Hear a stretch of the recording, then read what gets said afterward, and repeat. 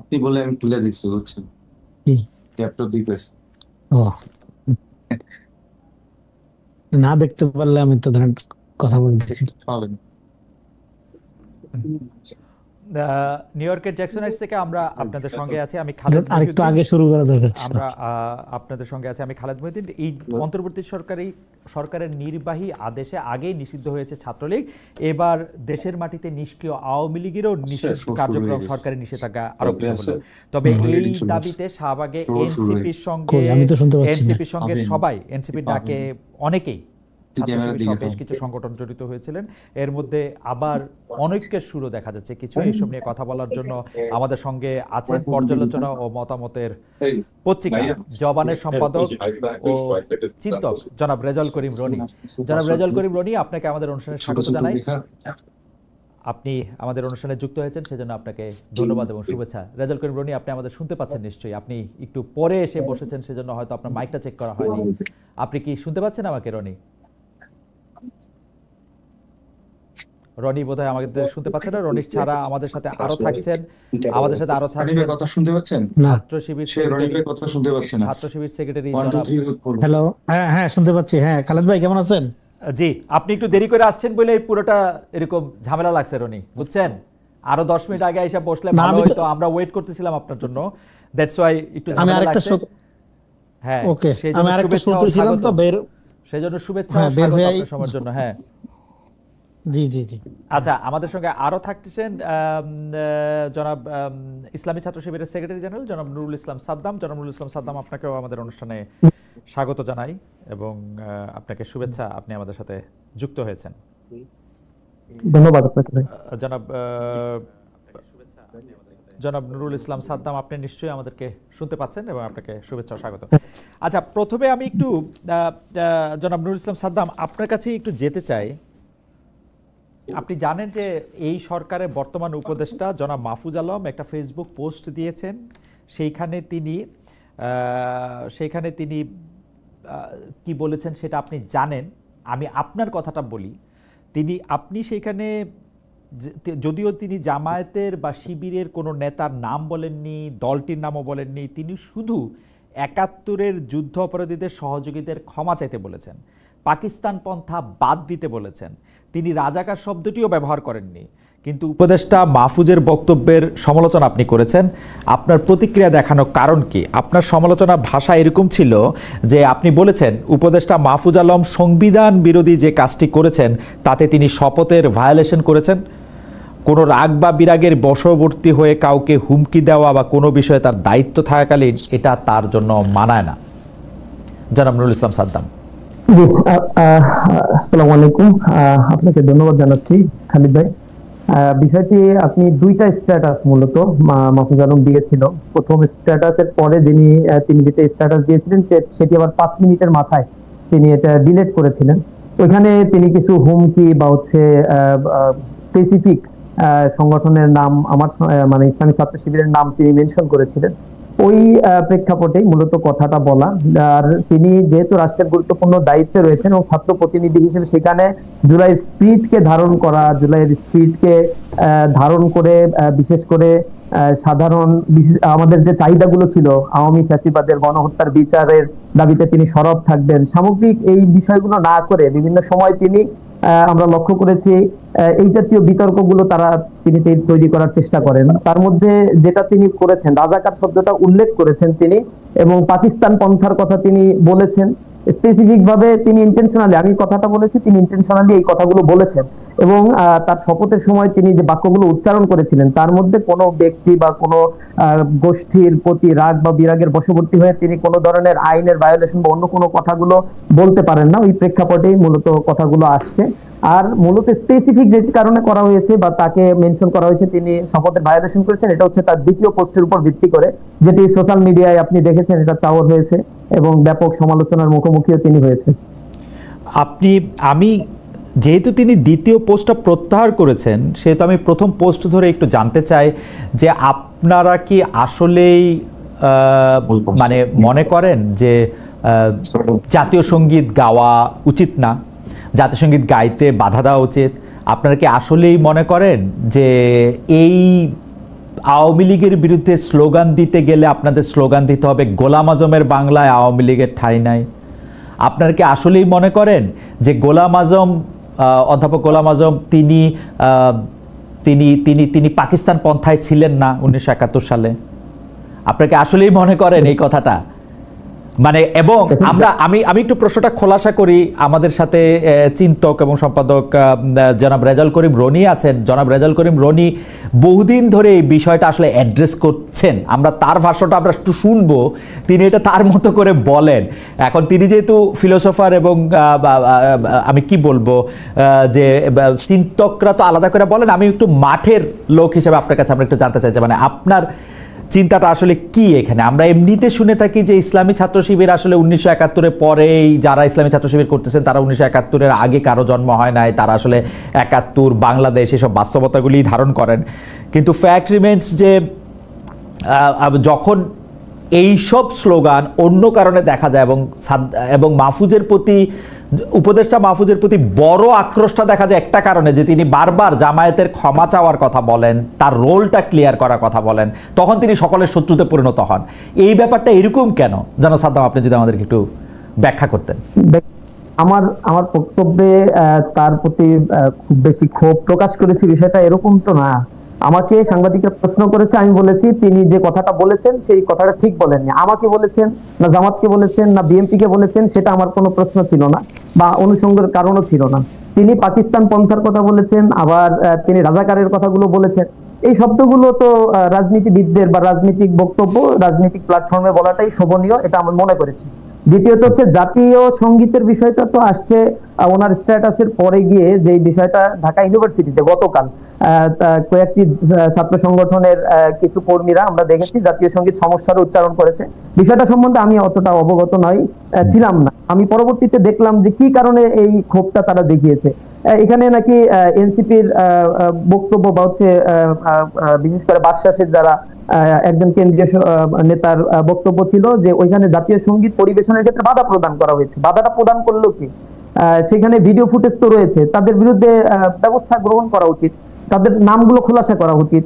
এখানে intentionally mention করা হচ্ছে ইসলামী ছাত্র শিবিরকে, আর ইসলামী ছাত্র শিবিরে তো কেউ সেখানে ছিল না। সুতরাং জাতীয় সঙ্গীতের যখন জাতীয় সঙ্গীতকে জনাব সাদ্দাম, আপনি নিশ্চয়ই দেখেছেন যে ওইখানে আওয়ামী লীগ নিষিদ্ধ হওয়ার ঘোষণায় উল্লাস প্রকাশ করতে গিয়ে এবং উল্লাসের সঙ্গে সংহতি প্রকাশ করতে গিয়ে যখন জাতীয় সঙ্গীত গাওয়া হচ্ছিল, এই জাতীয় সঙ্গীত গাওয়াটা বন্ধ করা হচ্ছে, চাপ দিয়ে এটাকে বাদও করা হচ্ছে। এবং আমরা কিন্তু আগেও দেখেছি জামায়াতের যে সাবেক আমির জনাব গোলাম আজমের ছেলে, তিনি কিন্তু এই জাতীয় সঙ্গীত বাতিল করার কথা বলেছেন শিবিরের পক্ষ থেকে। এবং জামায়াতের আমিরের যে ছেলে অবসরপ্রাপ্ত ব্রিগেডিয়ার জনাব আজমি, তিনি যে স্ট্যাটাস দিয়েছেন সেই স্ট্যাটাসের ব্যাপারেও একটু আপনাদের মন্তব্য আমরা একটু শুনতে চাই। যে তিনি বলেছেন যে, কিন্তু আমরা তো আসলে সাক্ষ্য প্রমাণই দেখছি যে তিনি আসলে বাংলাদেশের পক্ষেই ছিলেন না, তার পন্থাটাই পাকিস্তান পন্থা ছিল। আপনি পত্রিকা দেখলেও দেখবেন, সবকিছুর ক্ষেত্রেই দেখবেন, যেটার ক্ষেত্রে তো তিনি কখনো এটা অস্বীকার করেনও নাই যে তিনি যে পাকিস্তান পন্থার লোক ছিলেন। এটা তার পার্সোনাল ওপিনিয়ন এবং জামাত ইসলাম ব্যাপারে ক্লিয়ার করেছে তিনি ইসলামী ছাত্র শিবিরের কেউ ছিলেন না। এই কারণে তার ব্যক্তিগত মতামতের ব্যাপারে আমার কোনো বক্তব্য দেওয়াটা শোভনীয় নয়।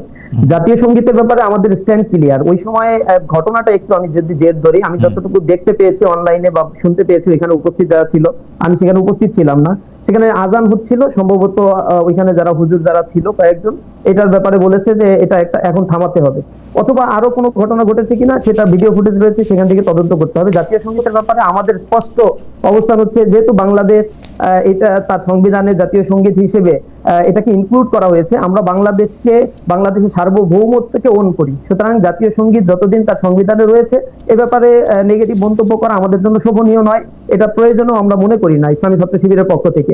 দ্বিতীয়ত হচ্ছে জাতীয় সঙ্গীতটা নিয়ে যেহেতু দীর্ঘদিনের এই বাংলাদেশের প্রেক্ষাপটে বিভিন্ন জনমতের কথাগুলো রয়েছে, 1905 সালের প্রেক্ষাপটে জাতীয় সঙ্গীতটা রচনা করা হয়েছে।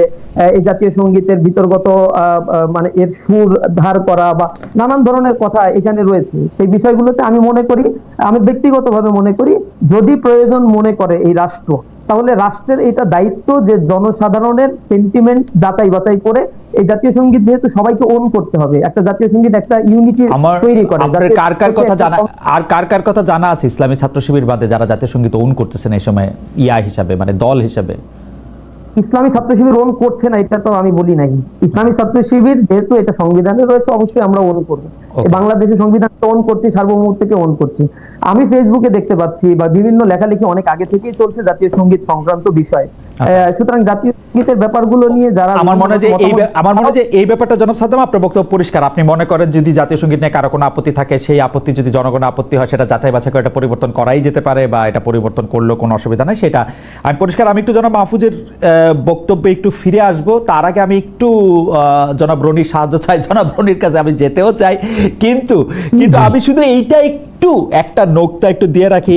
এই গোলাম আজমের বাংলায় এই স্লোগানটা শাহবাগে কারা দিল? আপনারা দিয়েছেন জনাব সাদ্দাম?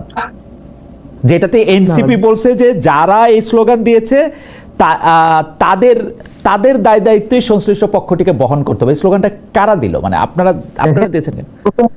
প্রথমত হচ্ছে কোন ব্যক্তির নাম নিয়ে স্লোগান দেয়া ইসলামী ছাত্র শিবির তার কোন প্রোগ্রামে কোন মিছিলে দিয়েছে এরকম কোন প্রমাণ আপনি দেখতে পারবেন না।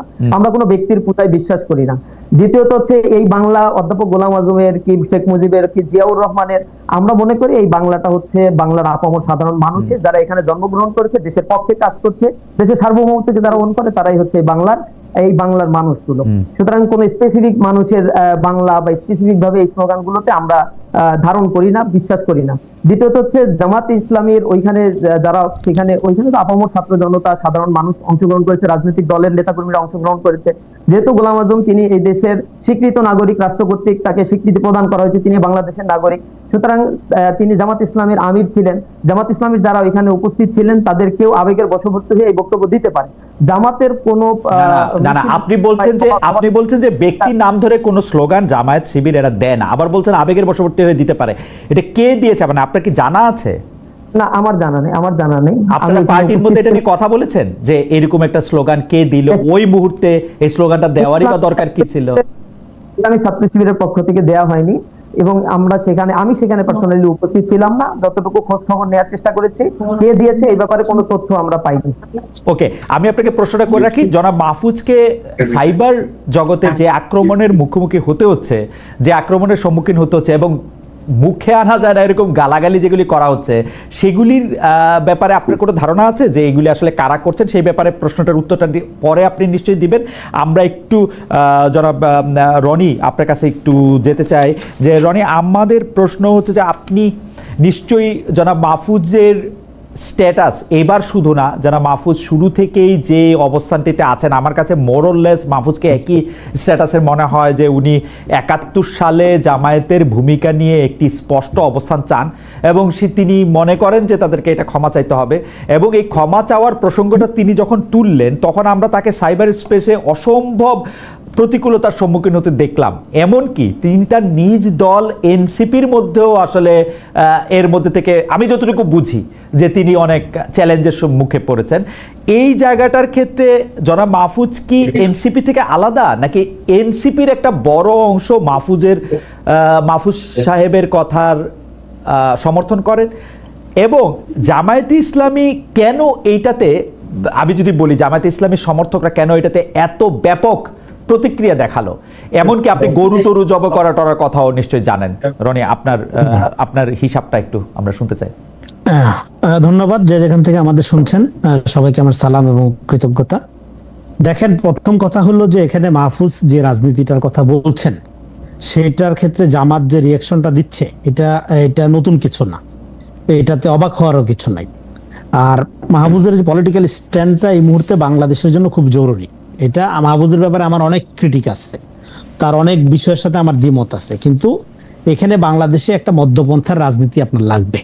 এখন মধ্যপন্থার রাজনীতি বিকাশের জন্য যেই ধরনের পজিশন দরকার, আপনি দেখেন ভারতের কারণে এখানে ভারত সমস্ত সময় সবসময় হাসিনাকে একমাত্র তাদের প্রতিনিধি বা হাসিনা নির্ভর যে একটা নীতি, তার কারণে এখানে ভোটাধিকার বঞ্চিত ছিল এবং এখানে গণতন্ত্র ব্যাহত হয়েছে, এবং অভ্যুত্থানের মধ্য দিয়ে এখানে হাসিনা এবং ভারত উভয়ের ব্যাপারে একটা ধরনের রায় হয়েছে। তো রায় হয়েছে এর মানে এই না যে আপনি এখন পাকিস্তান পন্থার রাজনীতি করবেন, এটা তো হইতেই পারে না, কোনোভাবেই হইতে পারে না এটা। হ্যাঁ, এবং আপনার প্রবলেমটা কোথায় হচ্ছে? প্রবলেমটা হচ্ছে in the wrong side of history. আপনি যখন in the wrong side of হিস্ট্রিতে থেকে রাজনীতিরা ফ্রেম করতে চান, তখন আপনাকে বারবার করতে হয় কি, আপনি pro state anti national politics করেন। যেমন ধরেন এই অভ্যুত্থানের পরে সর্বপ্রথম সেনাপ্রধান কথা বললো কার সাথে? জামাতের আমিরকে ডাক দিল, এবং অভ্যুত্থানের পরে এমন একটা ভাইব তৈরি হলো যে জামাত দেশ চালাচ্ছে, সমস্ত জায়গায় জামাতের লোক প্রায়োরিটি পাচ্ছে। এটা সত্য মিথ্যা যাই হোক, হ্যাঁ, এমন একটা ভাইব দেখলাম যে জামাতময় একটা বাংলাদেশ। জামাত হঠাৎ করে এত বড় সংগঠন হয়ে গেল যে চারদিকে জামাত, হ্যাঁ, এবং আপনার আওয়ামী লীগের প্রচুর লোক জামাতে ভেরার জন্য ধরেন লাইন দিল। তো এরকম একটা অবস্থার মধ্য দিয়ে আপনার বাংলাদেশে যে ধরনের রাজনীতিটা বিকশিত হওয়া দরকার সেটা হারাই যাচ্ছিল। আপনার এখানে রিঅ্যাকশনারি পলিটিক্স করার তো কোনো সুযোগ নাই। এখানে ক্যাডার ভিত্তিক রাজনীতি, এখানে চেতনা ভিত্তিক রাজনীতির বিরুদ্ধে অভ্যুত্থান হয়েছে। তো অভ্যুত্থানের স্পিরিটের সাথে যদি ভারতপন্থী রাজনীতি না যায়, তাহলে পাকিস্তানপন্থী রাজনীতি যায় কিভাবে? সেটা তো যাইতে পারে না। তাহলে অভ্যুত্থানের পরে আপনার সবচেয়ে বড় চ্যালেঞ্জ হলো যে আপনার এখানে একটা বাংলাদেশ পন্থা নির্মাণ করতে হবে, স্পিরিট অফ দ্য নেশন আপনার কি বলে যে আবিষ্কার করতে হবে, পুনরাবিষ্কার করতে হবে। সেটা আবিষ্কার করার জন্য যেই ধরনের বয়ান ন্যারেশন তৈরি করা দরকার, সেটা অবশ্যই বাংলাদেশ পন্থা হইতে হবে। এখন বাংলাদেশ পন্থার একমাত্র এজেন্ট ধরেন বিএনপি, এটা তো হইতে পারে না। হ্যাঁ, বিএনপি কে আপনি বাংলাদেশ পন্থার সমস্ত দায় দায়িত্ব দিয়ে দেবেন, আর কেউ এখানে কাজ করতে পারবে না, বা আর কেউ এটার আলোকে রাজনীতি করবেন, এমন তো না। হ্যাঁ, আমি যেটা যতদূর মানে বুঝি, জনাব মাহফুজ আলম যেটা চেষ্টা করেছেন সেটা হলো যে এখানে উনার অন্যান্য আগে পরের উনার যে পলিটিক্যাল ডিসকোর্স, সেগুলো যদি আপনি খেয়াল করেন দেখবেন যে বরাবরই সে একটা বাংলাদেশ পন্থা বিকাশের কথা বলে। এখন বাংলাদেশ পন্থা বিকাশের জন্য আপনাকে এই ধরনের রিঅ্যাকশনারি পলিটিক্স বাদ দিতে পারতে হবে। হ্যাঁ, ভারতপন্থী এবং পাকিস্তানপন্থী, কোনো পন্থী না। জনাব রনি, একটু বোঝার জন্য আপনাকে আমরা একটু অর্ধেক দেখতে পাচ্ছি, আপনি যদি আপনার ডানে একটু সরে আসেন তাহলে হ্যাঁ, এটা ঠিক আছে। আপনি আমাকে একটু বলেন তো, মানে যে মধ্যপন্থার রাজনীতির কথা আপনি বলছিলেন, যে বাংলাদেশপন্থী রাজনীতি, আপনি কি মনে করেন জামায়াতে ইসলামী এই রাজনীতির পক্ষে অন্তরায়? কারণ বাংলাদেশ পন্থা তো জামায়াতও নিতে পারে, জামায়াতের অসুবিধা কি বাংলাদেশ পন্থা নিতে? মানে ৭১ সালে অবস্থান যাই হোক না কেন, কিন্তু মাহফুজকে আক্রমণ, মানে অন্যর দিক দিয়ে না, মাহফুজের এই আক্রমণ শুধু এটা আজকে এইবার না, কিন্তু মাহফুজ যখনই এই জাতীয় কথা বলতে গেছেন তাকে কিন্তু সজ্ঞানে বা অজ্ঞানে এই আক্রমণের শিকার তাকে হতেই হয়েছে। এইটার কারণটা কি আসলে? জামায়াতের কি প্রবলেম একটা মধ্যপন্থা বা একটা বাংলাদেশ পন্থা নিলে? মধ্যপন্থা বাংলাদেশ পন্থা জামাত তো নিতে পারতেছে না। প্রবলেম তো আছেই। প্রবলেম নিতে পারতেছে না কেন? নিতে পারতেছে না হলো যে তার যে পলিটিক্যাল ন্যারেশন, সেই ন্যারেশনের মধ্যে সে তো ইসলামী পলিটিক্স করে। ইসলামী পলিটিক্স মানে ইসলামের সে যে বয়ানটা নির্মাণ করছে, সেই বয়ানের সাথে তো বাংলাদেশ পন্থা যায় না। হ্যাঁ, তাকে তো ওই রাজনীতি করতে, আবার সে বাংলাদেশ পন্থার বিরোধী এটাও সে বলতে পারবে না। তো ফলে তাকে তো হোলসেল ওই জায়গায় আপনার ধরেন এটা মধ্যপন্থী রাজনীতি সে করতে পারে না। সেটা তার দিক থেকে ঠিকই আছে, কিন্তু সে যেটা করে তার পলিটিক্যাল প্রবলেম যেটা, যে কারণে জামাত মনে হয় যে যখন 10 কদম আগায়, আবার সকালে 10 কদম আগায়, বিকালে 20 কদম পিছায় যায়, এটা মনে হয়। অভ্যুত্থানের পরে এটা ভালোভাবে দেখা যাচ্ছে। কারণ হলো সে সবসময় একটা প্রো এস্টাবলিশমেন্ট রাজনীতি করে। যেমন ধরেন দেখেন, এই যে সমন্বয়কদের মধ্যে দেখবেন যে অনেককে ছাত্রলীগের সাথে যুক্ত ছিল, এবং পরে তারা সমন্বয়ক, এরপরে এখন ছাত্র শিবির আকারে হাজির হচ্ছে। হ্যাঁ, এবং প্রশাসনে আপনি দেখেন প্রচুর লোক আওয়ামী লীগের সময় আওয়ামী লীগের সাথে ছিল, এখন তারা বিএনপি জামাত হিসাবে হাজির হচ্ছে, বিএনপি কম জামাতি বেশি হিসাবে হাজির হচ্ছে। এর ফলে প্রফেশনাল যে লোকটা সে কিন্তু ডিপ্রাইভ হচ্ছে, যে আচ্ছা ওই আমলে আমি বঞ্চিত, এখনো আমি বঞ্চিত। তো আমি বলতেছি যে পলিটিক্যালি একটা ট্রান্সপারেন্সি এইটার একটা গুরুত্ব আছে। আপনি এখন ফ্যাসিবাদ তো আপনার ধরেন শুধুমাত্র শেখ হাসিনার ক্ষমতা কাঠামো এটার কারণেই আপনার বিকশিত হইতে পারছে তা তো না। এটা তো ব্যক্তি চরিত্রের ব্যাপার। আপনি যখন আপনার পজিশনের সাথে কম্প্রোমাইজ করেন, তখন তো ফ্যাসিবাদকে আপনি ফ্যাসিলিটেট করলেন। সেটা আপনি নিজের যে সুবিধার জন্যই করেন। হ্যাঁ, আপনার জীবনের ঝুঁকি ছিল, এটা জানেন, এটা সবার জন্যই ছিল জীবনের ঝুঁকি। কিন্তু তাই বললে আপনি যখন আপনার আত্মপরিচয়ের সাথে কম্প্রোমাইজ করেন, তাহলে তো আপনি মোরালি অনেক নিচে নেমে গেলেন, আপনি তো এক ধরনের কম্প্রোমাইজ করলেন। এই পয়েন্টটা আমাদের মনে রাখতে হবে। আপনি আগে যে প্রশ্নটা করলেন, হ্যাঁ, মাহফুজকে এইভাবে অকথ্য ভাষায় গালিগালাজ করা হচ্ছে কেন? গালিগালাজ করা হচ্ছে এই কারণে, তারা মনে করছিল মাহফুজ হয়তো জামাতের প্রতি সিম্পেথাইজ হবে, অথবা যেহেতু তারা একসাথে আন্দোলন করছে এবং শিবিরের অনেক লোক, মানে অনেক কর্মী, হ্যাঁ, তাদের সাথে ছিল এবং একসাথে একটা সম্পর্ক আছে, সেখানে মাহফুজ তাদের রাজনীতিকে রক্ষা করার জন্য বা তাদের রাজনীতিকে বিপদে ফেলে এরকম কোনো পজিশন নিতে পারে না। এটা হলো সম্পর্কের জায়গা থেকে তারা চিন্তা করছে, কিন্তু সমস্ত সম্পর্কের চেয়ে গুরুত্বপূর্ণ হলো রাজনীতি।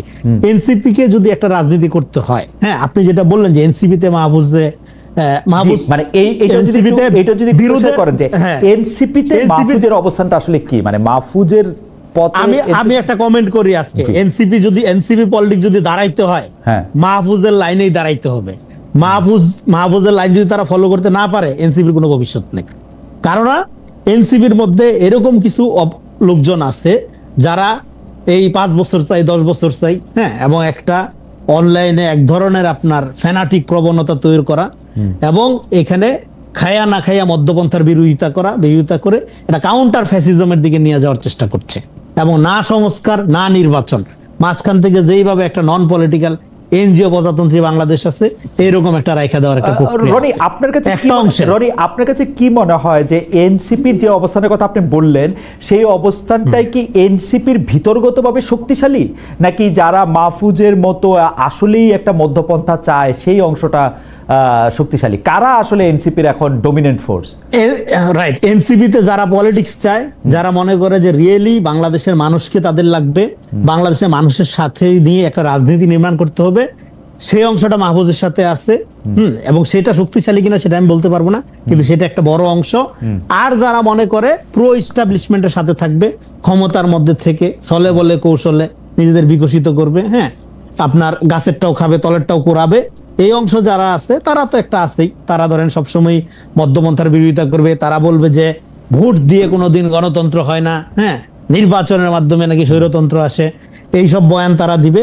এবং এদের মধ্যে কতগুলো বুদ্ধিজীবী আছে, স্বঘোষিত দার্শনিক আছে, তাদেরকে নিয়ে তারা পাড়া মহল্লায় ঘুরবে ফিরবে, ডুকডুকি দিয়ে গান বাজাবে, হ্যাঁ, তারপরে হলো আপনার তারা গণতন্ত্র কায়েম করবে জনগণকে বাদ দিয়ে। তারা জনগণের ভালো মন্দটা ঠিক করে দিবে, এইটা একটা অংশ আছে। আরেকটা অংশ আছে যে তারা মনে করে নিজেরা জনগণের কাছে যাবে, সময় লাগুক, হ্যাঁ, আজকে না হোক কালকে হোক 10 বছর পরে হোক, তারা একটা রাজনীতি এখানে নির্মাণ করার চেষ্টা করবে, করে রিয়েলি তারা একটা পলিটিক্যাল ফোর্স হিসাবে আসবে। সেইটার জন্য তারা এখানে, হ্যাঁ, এই জন্য আমরা বলছি এখানে পলিটিক্সটা কি হবে, বিএনপি জামাত এবং এনসিপি, এখানে একটা মূল প্রবলেম কি হচ্ছে, অভ্যুত্থানের পরে বাংলাদেশে দেখেন যারা মনে করছিল যে রাজনৈতিক বন্দোবস্ত কায়েম হয়ে গেছে, তারা ভুল করছে। জনাব রনি, একটা সেকেন্ড, আপনি আসলে অনেকগুলি গুরুত্বপূর্ণ কথা বলেছেন, আমাদের দর্শকদেরকে একটু আপনি এটা হজম করার সময় দেন, আমরা আবার আপনার কাছে আসবো। যে আপনি আসলে এনসিপির ভেতরগত অংশের কথা বলেছেন, আমি প্রশ্নটা করে রাখি। আমরা কিন্তু এখন বর্তমানে এনসিপির আহ্বায়ক হিসেবে নাহিদকে দেখি। জনাব মাহফুজ এখনো এনসিপিতে জয়েন করেন নাই, হইতে পারে যে তিনি যদি তো সরকারি পদ ছেড়ে দেন তিনি এনসিপিতে জয়েন করতেও পারেন। এনসিপিতে আরো আছেন প্রধান নেতাদের মধ্যে হাসনাত, সার্জিস, তারপরে এদের মধ্যে আপনি কাউকে মনে করেন কিনা, আপনি যদি প্রশ্নটা অ্যাড্রেস করতে চান তাহলে একটু অ্যাড্রেস করেন, মানুষ হিসাবে বললে আমাদের জন্য বুঝতে সুবিধা হয় যে এটার মধ্যে আসলে নেতৃত্বের জায়গা থেকে কে আসলে পথ দেখাবেন, মানে নাসিরউদ্দিন পাটোয়ারিরা, নাহিদরা, সার্জিসরা, নাকি হাসনাতরা, নাকি কেন্দ্রীয়ভাবে অন্য কোনো জায়গা থেকে, সেটাও যদি আমাদের একটু বলতেন তাহলে আমাদের একটু সুবিধা হতো। আমরা একটু আবার আপনি যেসব বিষয়ে কথা বলেছেন সেগুলি একটু জনাব নুরুল ইসলাম সাদ্দামের কাছে শুনে আসি।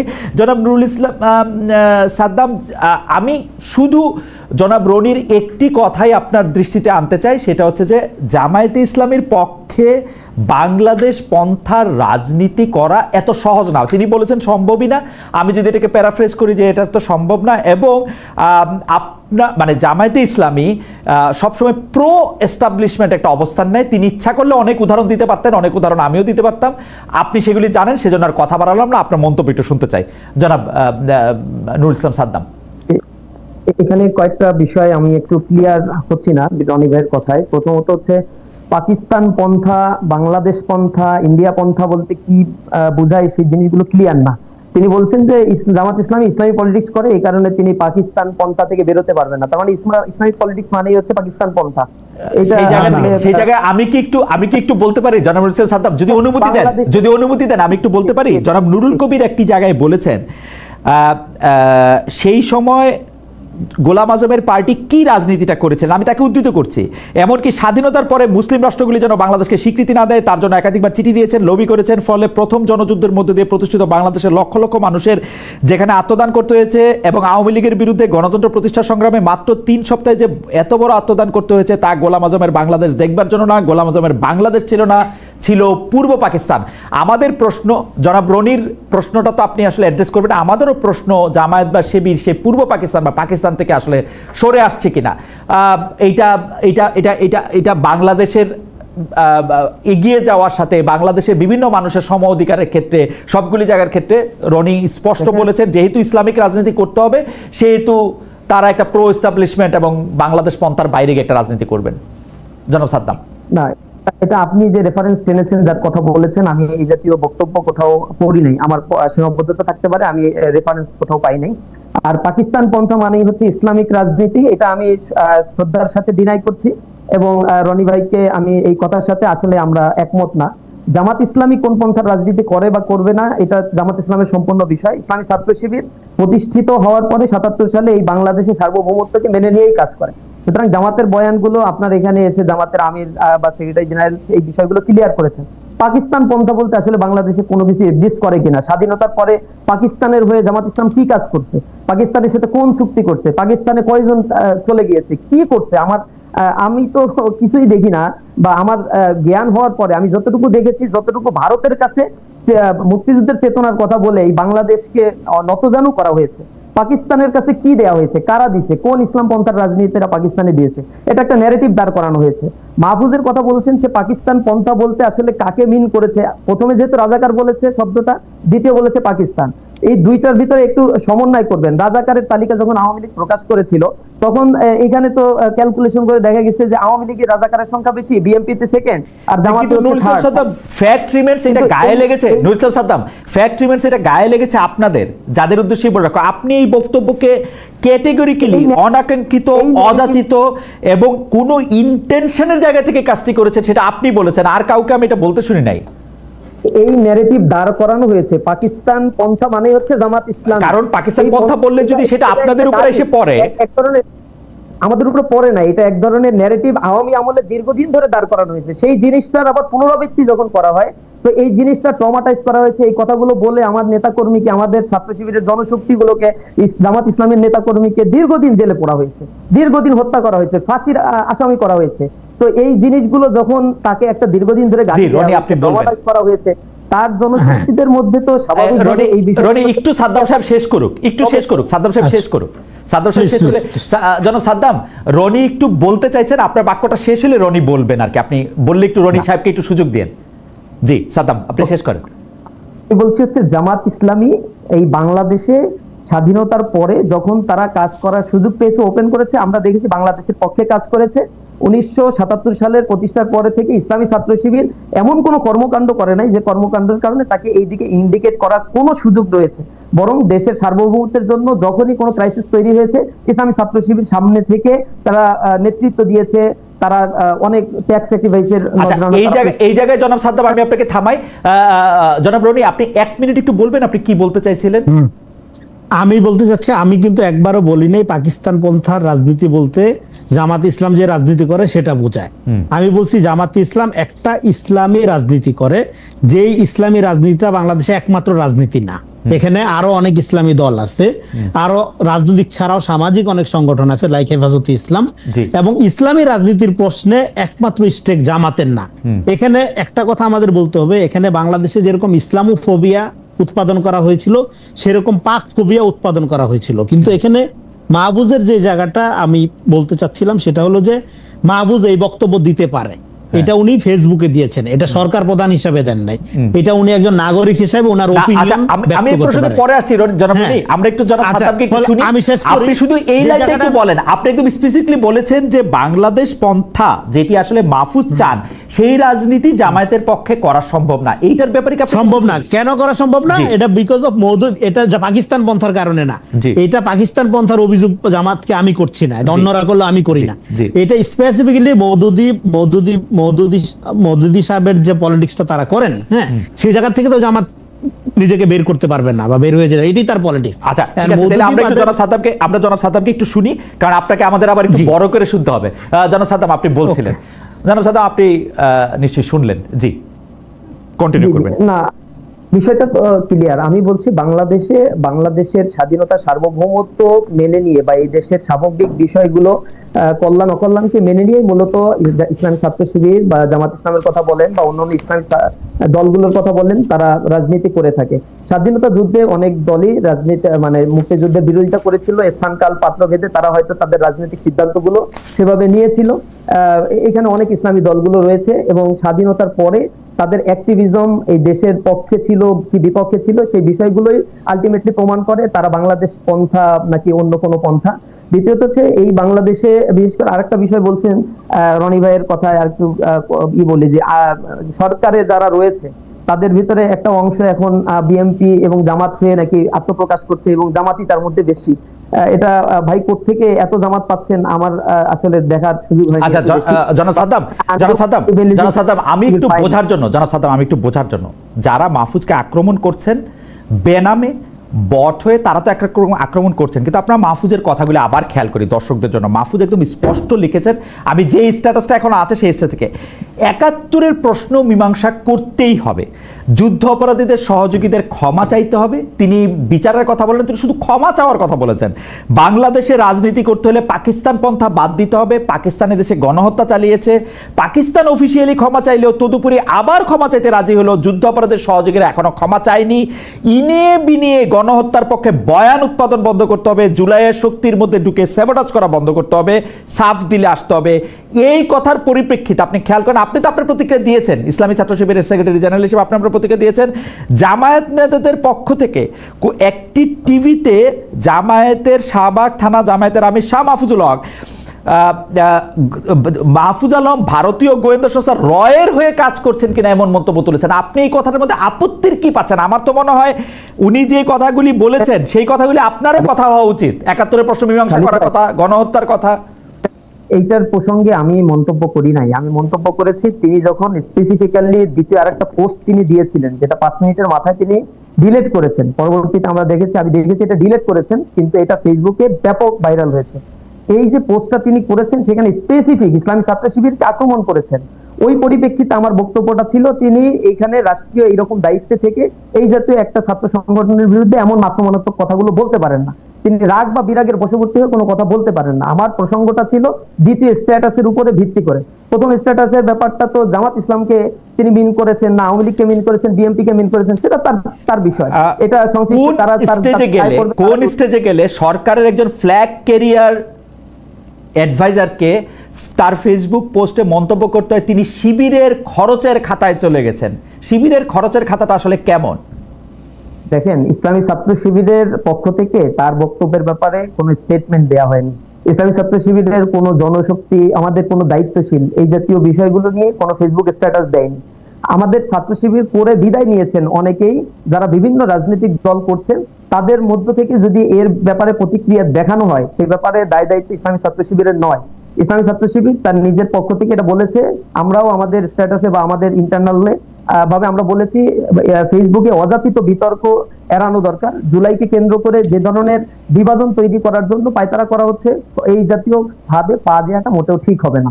সুতরাং আমাদের পক্ষ থেকে বা আমাদের দায়িত্বশীল কোনো ভাইয়ের পক্ষ থেকে তার কোনো প্রতিক্রিয়া, কোনো বিপরীত কোনো কথাবার্তা বা তাকে আক্রমণ করা এই জাতীয় কিছুই আমরা করিনি।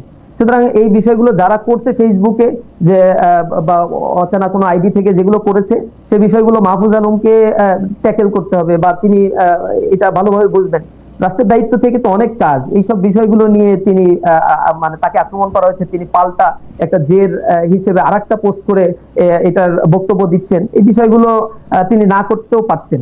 এটা আপনাদের কি জনাব সাদ্দাম, আপনাদের কি একটা খুব স্ট্রং সাইবার ফোর্স আছে? যেমন আমি আপনাকে প্রশ্ন করছি আর আমাকেও কিন্তু প্রচুর গালাগালির সম্মুখীন হতে হচ্ছে। আমি যখনই দেখেছি আপনাকে ভালোবেসে একটা কথা বললে আমার প্রশংসায় নেট ভেসে যায়। এটার কারণ কি?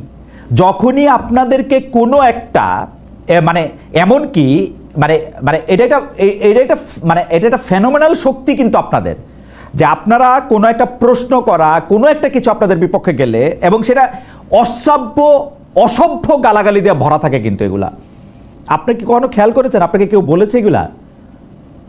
দেখেন, ফেসবুকের বিষয়গুলো নিয়ে আমি অত বেশি চর্চায় অভ্যস্ত না, তারপরেও এই জাতীয় কাজগুলো যারা করছে গর্হিত কাজ করছে। আমাদের পক্ষ থেকে এরকম জাতীয় কোনো বাহিনী তৈরি করা হয় না, বা বাহিনী তৈরি করার কোনো প্রশ্নই ওঠে না। যারা করছেন ভাষাগত দিকগুলো অবশ্যই সকলকে সংযত হওয়া উচিত বলে আমাদের মনে হয়। আর আমরা মনে বাকিগুলি ঠিক আছে, মানে ভাষাগত দিকটা একটু ঠিক হলে বাকিগুলি ঠিক আছে, মানে একদম না না, সামগ্রিক বিষয়ে যে প্রতিক্রিয়াগুলো দেখাচ্ছে, ব্যক্তি তো তার ব্যক্তির অপিনিয়ন জানাবে। আমাদের পক্ষ থেকে তো কাউকে বলে দেওয়া হয় না যে এই অপিনিয়ন গুলো তোমরা এইভাবে জানবা, এইভাবে বলবা। আপনি বলছেন যে ইনস্ট্যান্ট, আমি যখন বলছি তখনই প্রতিক্রিয়া দেখাচ্ছে। তো ইনস্ট্যান্ট যখন প্রতিক্রিয়াগুলো দেখাচ্ছে তখন তো আপনি স্বাভাবিকভাবেই বুঝছেন যে ব্যক্তি তার নিজ জায়গা থেকে বলছে। আবার অনেকেই এমন ভাবে আমি আপনার সাথে একমত, এই কথাগুলো আমি আপনার সাথে একমত যে ব্যক্তি মতামত জানাতেই পারে। আমাকে একজন বলেছেন যে মহিউদ্দিন কি এমপি সাহেব বা মন্ত্রী সাহেবদের এরকম ফোর্স করে কথা বলতো? জি স্যার, বলতাম। এগুলি ইউটিউবে আছে, আপনারা একটু কষ্ট করে দেখে নিন। আগের পরের আমি যা করেছি এটা একটু আপনার একটু জবাবও দিলাম, কারণ এত বেশি গালাগালি আসে ভাই।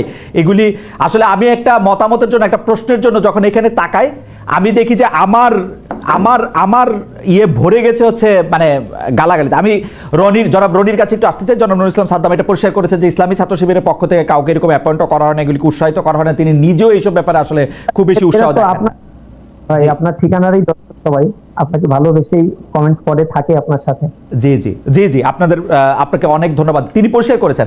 আমি একটু জনাব রনি, আমি যে জায়গায় আপনার কাছে আসতে চেয়েছিলাম যে এনসিপিতে আসলে মানে এনসিপি কোন পথে পরিচালিত হচ্ছে? মুখে একবার মধ্যপন্থা বলছে ঠিকই, কিন্তু সেই মধ্যপন্থাটাকে ক্লিয়ার হতে পারছে না, এবং ভিতরগতভাবে আমি নানাভাবে দেখতে পাচ্ছি অতিরিক্ত কোনো সময় অতিরিক্ত ডানপন্থার দিকে ঝুঁকছে, কোনো সময় খুব পপুলিস্ট কোনো বিষয়ে যাচ্ছে। আপনি বলছেন যে জনাব মাহফুজ যে পথ দেখাচ্ছেন বা যে আদর্শ লালন করছেন তার দিকে যদি না থাকে তাহলে এনসিপির ভবিষ্যৎ অন্ধকার। আমি যদি আপনার কাছে জানতে চাই যে নেতৃত্বের জায়গায় আপনি কি মনে করেন যে এটা ভাগ অলরেডি হয়েছে, বা আপনি যদি একটু এই জায়গাটা আমাদের একটু পরিষ্কার করতেন, এনসিপির জায়গাটা। আচ্ছা, প্রথম কথা হলো এনসিপি ধরেন অভ্যুত্থানের পরে ওদের কিন্তু রাজনৈতিক দল গঠন করার কথা ছিল না। তো ওরা যেহেতু এখন রাজনৈতিক প্ল্যাটফর্ম আকারে হাজির হয়েছে, এবং অভ্যুত্থানে তো ধরেন পলিটিক্যাল নন পলিটিক্যাল, জামাত ছাত্রদল নানা জায়গা থেকে লোকজন এসে সামিল হয়েছে। কিন্তু যেটা দরকার একটা রাজনৈতিক দলের জন্য, একটা পলিটিক্যাল ন্যারেশন দরকার, একটা পলিটিক্যাল বয়ান দরকার। সেই পলিটিক্যাল বয়ানটা তারা এখনো নির্মাণ করতে পারছে না। আর ডেফিনেটলি এই অভ্যুত্থানে এটা বড় অংশে এখানে ছাত্র শিবির ছিল, ছাত্রদলও ছিল এবং অন্যান্য দল ছিল, এবং ছাত্র শিবিরের একটা গুরুত্বপূর্ণ ভূমিকা ছিল, এটা কিন্তু কেউ অস্বীকার করবে না। হ্যাঁ, তো এবং তারা একসাথে আন্দোলন করছে তো, এবং কিন্তু সেটা করার মধ্য দিয়ে এখানে রাজনৈতিক বয়ানের প্রস্তুতিটা খুব কম সংখ্যক মানুষেরই ছিল। যাদের ছিল, যারা দীর্ঘদিন যাবত একটা রাজনৈতিক চর্চা, রাজনৈতিক ন্যারেশন তৈরি করার কাজ করেছিল, মাহফুজ, নাহিদ তাদের মধ্যে অন্যতম। ফলে আপনি যে প্রশ্নটা করলেন নেতৃত্বের দিক থেকে নাহিদ এখানে খুব গুরুত্বপূর্ণ, কিন্তু নেতৃত্বের বাইরেও এখানে যদি রাজনৈতিক আপনার লাইন যদি যেটা বলেন যে রাজনীতি নির্মাণ করা, একটা ন্যারেশন নির্মাণ করা, যেটা যে বয়ানের মধ্য দিয়ে মানুষ এই রাজনীতির প্রতি আকৃষ্ট হবে, বা এই রাজনীতিটা কি, এটা কি করতে চায়, কেন এই রাজনীতিটাকে মানুষ সমর্থন করবে, এইটা জনগণ যদি বুঝতে চায়, তাহলে যেই ধরনের বয়ান এখানে নিয়ে আসতে হবে, সেটার জন্য মাহফুজ খুবই গুরুত্বপূর্ণ ভূমিকা পালন করছে বলে আমার মনে হয়। এটা শুধু যে সে সরকারে আছে এই কারণে না, বলতেছি তার চিন্তা ভাবনার কারণ, তার চিন্তা ভাবনার একটা প্রভাব আছে। কিন্তু মাহফুজ এখানে খুবই ডমিনেন্ট এই এনসিপিতে, বা তার প্রচুর লোকজন আছে আমি সেটা বলবো না, কিন্তু আমি বলতেছি মাহফুজের যে চিন্তাটা, তার যেহেতু এক ধরনের চিন্তা আছে আগের থেকেই, ফলে এই চিন্তাটার একটা গুরুত্ব এনসিপির কাছে আছে। কিন্তু এনসিপি আবার যখন মাঠে কাজ করতে যায়, তার তো হিউজ রেডিমেড জনসমর্থন লাগে। সেই জনসমর্থনের ক্ষেত্রে দেখা গেছে জামাত শিবিরের লোকজন বা জামাতের লোকজন তাদেরকে সহযোগিতা করতে এতদিন নানাভাবে সহযোগিতা করতো, ফলে একটা বন্ধুত্বপূর্ণ সম্পর্ক বা সহযোগিতাপূর্ণ সম্পর্ক তাদের মধ্যে ছিল।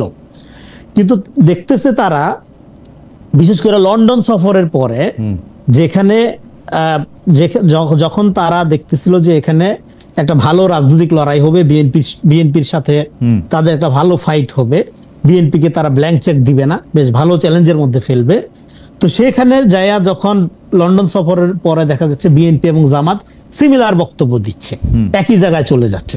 তো সেক্ষেত্রে তো এনসিপি একটু আলাদা হয়ে গেল, এনসিপি একটু একটু চাপে পড়ে গেল।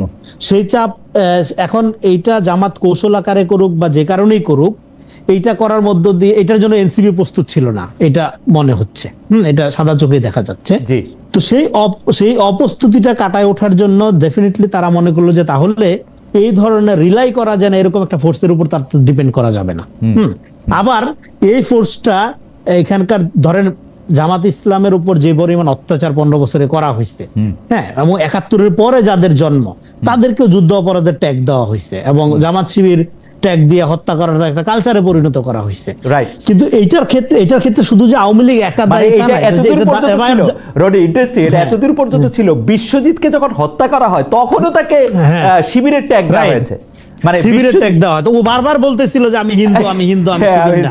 হ্যাঁ, মানে রক্তাক্ত ভিডিওটা দেখা যায় না। হ্যাঁ, তো এটা রাইট। সো এটার জন্য আওয়ামী লীগকে আমরা সবাই চিনি জানি, কিন্তু এটার দায় কি জামাত ইসলামের নাই? আমি মনে করি জামাত ইসলামের আছে। কেন আছে? জামাত ইসলাম এই জন্য আমি বলি, দেখেন এই যে রং সাইড অফ হিস্ট্রিতে ধরেন আপনি চলে গেছেন, একটা অঙ্কে আপনি ভুল করছেন 71 সালে, তারপরে এই কোর্সটা কারেক্ট করার উদ্যোগ আপনি কি নিচ্ছেন? হ্যাঁ, এখন রং সাইড অফ হিস্ট্রিতে আপনি যখন চলে যান তখন আপনার রাজনীতিতে ফেরার কি আর কোনো অপশন নাই? অবশ্যই অপশন আছে। পৃথিবী থেকে এই নজির আর নাই যে একটা ঐতিহাসিক মুভমেন্টে একটা দল একটা ভুল পজিশনে থেকে ফাংশন করছে এবং এরপরে সে আর কামব্যাক করে নাই, করছে। সেটা কিভাবে কামব্যাক করে? সে কামব্যাক করে হলো যে ধরেন যেই বাস্তবতার মধ্যে, যে সিচুয়েশনের মধ্যে, পূর্ব পাকিস্তানের যে সিচুয়েশনের মধ্যে সে যে মানে পূর্ব পাকিস্তানের রিয়েলিটির মধ্যে সে ধরেন একটা পজিশন নিছে, যে এটা ঐতিহাসিকভাবে আমরা বলতেছি in the wrong side of history. তারপরে বাংলাদেশের যে রিয়ালিটি, এই রিয়ালিটিকে সে আত্মস্থ করে নাই। এই রিয়ালিটিকে সে যদি আত্মস্থ করতো তাহলে সে করতো কি, এই রং সাইড থেকে রাইট সাইডে আনার জন্য দুইটা পদ্ধতি। জনাব রনি, আপনার বক্তব্য পরিষ্কার। আমি পরিষ্কার হয় নাই, দুইটা পদ্ধতি বইলা দেই তাইলে পরিষ্কার হবে। দুইটা পদ্ধতি, একটা হলো নতুন ইভেন্ট ক্রিয়েট করা, যেটা 71-কে ছাপাইয়া যাবে, ইদার নতুন ইভেন্ট ক্রিয়েট করা, অর আপনার পজিশন যে ভুল ছিল সেইটা কায় মনোবাক্যে স্বীকার করে সাদা দিলে আইসা দাঁড়ানো যে ওইটা ভুল ছিল, আমি বাদ দিছি, আমি এখন এই লাইনে আসছি। অথবা 71-এর চেয়ে বড় ইভেন্ট তৈরি করে আপনি যে রাইট ছিলেন, আপনি যে মনে করছেন 71-এ পাকিস্তানের সাথে থাকতে হবে কারণ এটা ভারতের উপনিবেশ হবে, আপনার এই পজিশন যে রাইট ছিল এইটা কায়েম করার জন্য আপনাকে 24-এর অভ্যুত্থান জামাত শিবিরের ব্যানারে হইলে হইতো। কিন্তু এটা যেহেতু অভ্যুত্থানটা সর্বদলীয় হইছে, নন পলিটিক্যাল ব্যানারে হইছে, যেই কারণে আপনার ওই পজিশনটা এখনো পর্যন্ত মানে আপনার ওই পজিশনের বিতর্কটা এখনো পর্যন্ত রেলিভেন্ট রয়ে গেছে। 71 প্রশ্ন আপনাকে ডিল করে আগাইতে হবে। আমার মনে হয় যে রনি, আপনার বক্তব্য সেলফ এক্সপ্লেনেটরি, দর্শকরা নিশ্চয়ই এটা অনেকখানি বুঝছেন। আমি শুধু একটা জায়গা আপনার দৃষ্টি আকর্ষণ করতে চাই, সেইটা হচ্ছে যে আচ্ছা, এই দৃষ্টি আকর্ষণ করার আগে একটু দর্শককে জানতে চাইছিলাম একটা জিনিস, এটাও একটু বলি যে দর্শকের কাছে জানতে চাইছিলাম যে আওয়ামী লীগের কার্যক্রম নিষিদ্ধ করেছে অন্তর্বর্তী সরকার, একে সঠিক বলেছেন জনাব মির্জা ফখরুল ইসলাম আলমগীর। প্রিয় দর্শক, বিএনপির এই অবস্থানকে সঠিক মনে করেন কিনা? শতকরা 68% সঠিক মনে করেছেন এবং শতকরা 32% সঠিক মনে করেন নাই। 52,000 দর্শক ভোট দিয়েছেন। আমাদের আজকে প্রোডাকশন টিমের কাছ থেকে আমরা একটু সময় বাড়িয়ে নিই, আপনাদের সাথে আসলে যে সময়টা বলেছিলাম তার থেকে একটু বেশি সময় হয়তো আমাদের কথা বলতে হবে, সেজন্য আমরা একটু সময়টা একটু বাড়িয়ে নিই। আর আমরা একটু শুরু করতে একটু দেরি হয়েছে। জনাব রনি, আপনি শুধু এই জায়গায় এই পর্যায়ে 1 মিনিট একটু বলবেন যে জনাব মাহফুজকে আমি খেয়াল করি এবং জনাব মাহফুজ তার বিষয়গুলি যত না সাংবাদিকদের সামনে বলেন, আমি নিজেও তাকে বেশ কয়েকবার আহ্বান করেছেন, একবার মাত্র তিনি আমাকে একটা ইন্টারভিউ দিয়েছেন, আজকেও কালকেও তিনি যদি আমাকে একটা ইন্টারভিউ দিতেন আমি আসলে হয়তো পরিষ্কার হতে পারতাম। কিন্তু তিনি ফেসবুকে যে কয়েকদিন আগে জামায়াত শিবির ছাড়াও একটা কৈফিয়ত বাস্তবতা নামে যে একটা মানে স্ট্যাটাস দিয়েছেন, সেই স্ট্যাটাসে কিন্তু তিনি আজকে আপনি এনসিপি সম্পর্কে যা বলছেন তা অনেকটা তিনি বলেছেন। আমি দু একটা লাইন একটু বলি। আমি এটা পড়ি নাই,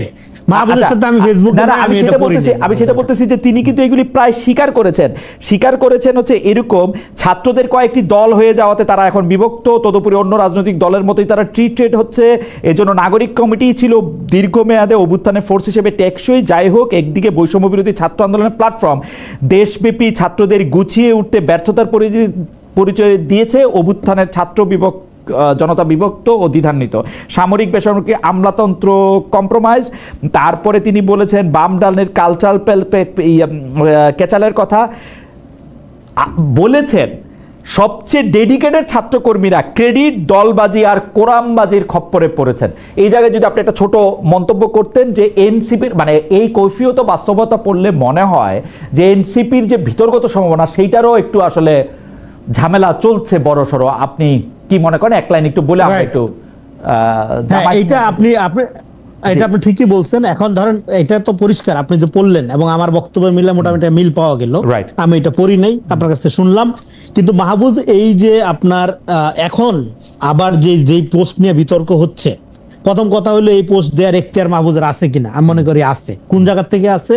রাষ্ট্রীয় দায়িত্বে আছে, এই জায়গা থেকে নাই। আছে হলো একজন সাধারণ নাগরিক হিসেবে রাজনৈতিক ইভেন্টে তার কমেন্ট করা, রাজনৈতিক দল সম্পর্কে তার মূল্যায়ন পেশ করার, তার ওয়ালে সে লিখতে পারে। হ্যাঁ, কিন্তু সে রাষ্ট্রীয়ভাবে অবশ্যই যেটা ভাই যেটা বলতেছে বিরাগের বশীবর্তী হয়ে বা অনুরাগের বশীবর্তী হয়ে কোনো কাজ করতে পারে না, রাষ্ট্রীয়ভাবে পারে না। কিন্তু নাগরিক হিসেবে তার পার্সোনাল হ্যান্ডেল টুইটার ফেসবুকে হয়তো লিখতে পারে। কারণ এটা তো আপনার আমাদের যে শপথের যে আইন কানুন, তার মধ্যে সোশ্যাল মিডিয়ায় মত প্রকাশ করা যাবে না ব্যক্তিগত, এরকম কোনো কিছু নাই শপথের মধ্যে।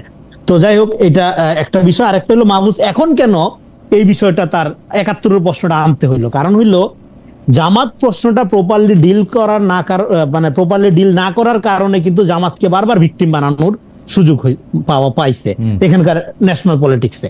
এবং জামাতকে কিন্তু আওয়ামী লীগও ব্যবহার করতে চাইছে, বিএনপিও ব্যবহার করেছে, সবাই টানাটানি করছে জামাতকে নিয়ে।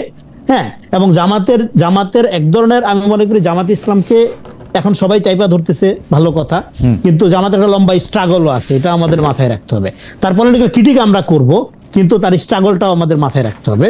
এখন ৭১-এর প্রশ্নটা মাহফুজ কেন সামনে আনলো এই কারণে যে ধরেন আওয়ামী লীগের ক্ষেত্রে দেখেন ইতিহাসের কি নির্মম পরিহাস। জামাতকে আওয়ামী লীগ যে ট্রিটমেন্ট দিচ্ছে, আজকে আওয়ামী লীগ ঠিক সেই ট্রিটমেন্টের মধ্যে দিয়ে যাচ্ছে।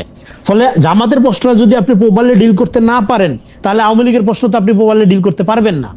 আপনার যখন একটা ট্রুথ এন্ড রিকনসিলিয়েশনের কথা আমরা বলতেছি, আমরা যখন বলতেছি যে যারা একটা ভুল চিন্তায় অভ্যস্ত, হ্যাঁ, তাদেরকে আপনার রাজনৈতিক ভাবে সমাজে একটা ঐক্য প্রক্রিয়া লাগবে, সেক্ষেত্রে তখন বলবে আচ্ছা আওয়ামী লীগের ব্যাপারে যে তোমরা এত কথা বলতেছো, তাইলে ওই সময় যারা ৭১-এর সহযোগী ছিল গণহত্যার, হ্যাঁ, তাদের ফয়সালা না করে তুমি এখন আওয়ামী লীগের ব্যাপারে কথা বলছো। এই জায়গায় জনাব রনি এটা দরকার আকারেই কিন্তু সামনে আসছে, বর্তমান দরকার আকারেই সামনে আসছে। আমার মনে হয় আমরা একটু জনাব নুরুল ইসলাম সাদ্দামকে শুনি একটু। জনাব নুরুল ইসলাম সাদ্দাম, আমরা অপেক্ষা করছি আপনাকে শোনার জন্য। একটু অনেকগুলি প্রসঙ্গ জনাব রনি সামনে আসছেন, আমি নতুন করে আর প্রশ্ন তুলছি না, আমি শুধু বলছি যে বড় একটা ইভেন্ট ক্রিয়েট করার জন্য, ৭১-কে ভুলিয়ে দেওয়ার জন্য ২৪টা, যদিও আপনাদের পুরোপুরি নেতৃত্বে ছিল না, কিছুটা সহযোগী নেতৃত্বে ছিল, সেই ২৪টাকে আপনারা আসলে দখল করছেন কিনা বা সামনে আনছেন কিনা, যেটা আসলে আমি আপনাদের মন্তব্য শুনতে চাই। জনাব সাদ্দাম।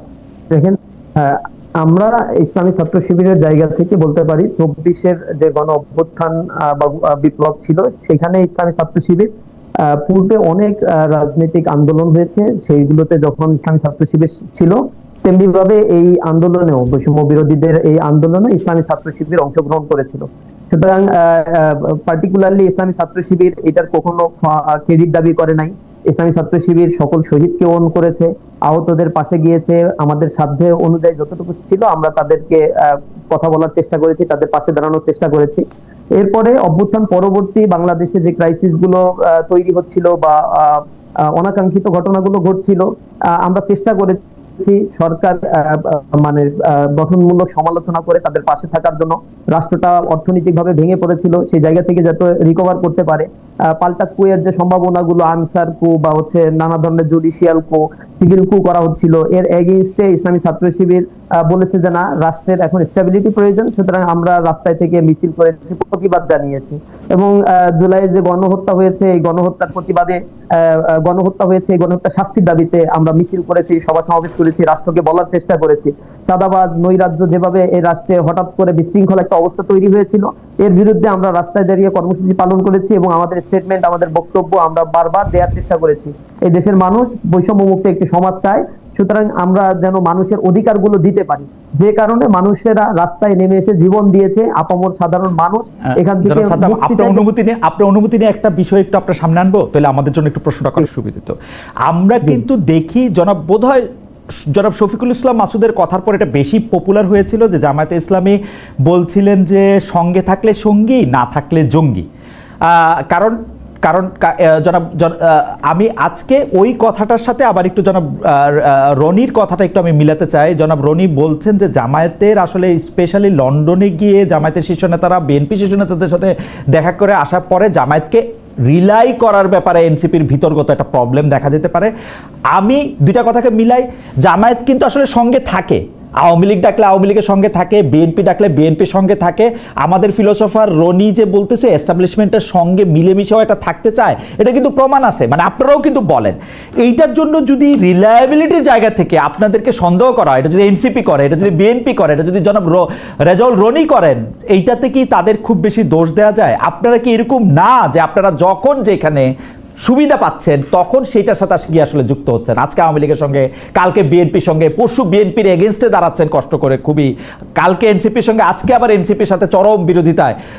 মানে মানে এইটা কি আপনাদের একটা খুবই সুবিধাজনক অবস্থান কিনা একটু যদি বলতেন। সরি, প্রশ্নটা একটু লম্বা হয়ে গেল ভাই। এখানে জামাতের প্রসঙ্গে আমার কাছে প্রশ্ন করলে হয়তো টু দা পয়েন্টে উত্তর আমি দিতে পারবো না, তবে ছাত্র হিসেবে, ইসলামী ছাত্র শিবিরের দায়িত্বশীল হিসেবে বা রাজনীতি যতটুকু দেখছি পেপার পত্রিকায় তাদের সাথে যে রাজনীতি হচ্ছে সেগুলো পরে যতটুকু আমার উপলব্ধি বা বুঝতে পারছি যে জামাত ইসলামী সবসময় চেষ্টা করে তার স্ট্যান্ডে থাকার জন্য।